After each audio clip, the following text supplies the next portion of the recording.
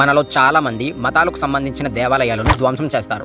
ఏ విధంగా అంటే హిందువులకు సంబంధించిన దేవాలయాలు కావచ్చు, అలాగే క్రిస్టియన్స్కి సంబంధించిన చర్చిలు కావచ్చు, అలాగే ముస్లిమ్స్కి సంబంధించిన మసీదులు కావచ్చు. వాటిని మతపరమైన విధ్వంసాలకు రెచ్చగొట్టుకొని ఒకరినొకరు మతపరమైన అంశాలను రెచ్చగొట్టుకొని మతాలను విమర్శించుకుంటూ ఒకరి మీదకి ఒకరు దాడికి దిగుతారు. అదేవిధంగా ఆ యొక్క దేవాలయాల్ని, అదేవిధంగా ప్రార్థనా స్థలాన్ని, నమాజ్ జరుగుతున్నటువంటి మసీదుని చాలామంది పాడు చేయాలని, నాశనం చేయాలని రౌడీజానికి దిగుతారు. అక్కడ విధ్వంసం, బీభత్సం సృష్టిస్తారు.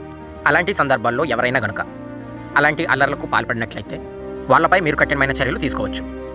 భారతీయ న్యాయ సంహితలోని సెక్షన్ 298 ప్రకారం ఎవరైనా సరే మతానికి సంబంధించినటువంటి ప్రార్థనా స్థలాన్ని కావచ్చు, అలాగే హిందూ దేవాలయాలకు సంబంధించిన విగ్రహాలను కావచ్చు, అక్కడున్న వస్తువులను కావచ్చు, ఎవరైనా పాడు చేయాలనే ఆలోచనతో వచ్చి అక్కడ విధ్వంసం కానీ బీభత్సం కానీ సృష్టించినట్లయితే వాళ్ళపై మీరు భారతీయ న్యాయ సంహితలోని సెక్షన్ 298 ప్రకారం వాళ్ళపై మీరు ఎఫ్ఐఆర్ నమోదు చేయించవచ్చు. ఏ మేజిస్ట్రేట్లో కూడా విచారణ జరిగినా సరే మీకు బెయిల్ అనేది రాదు.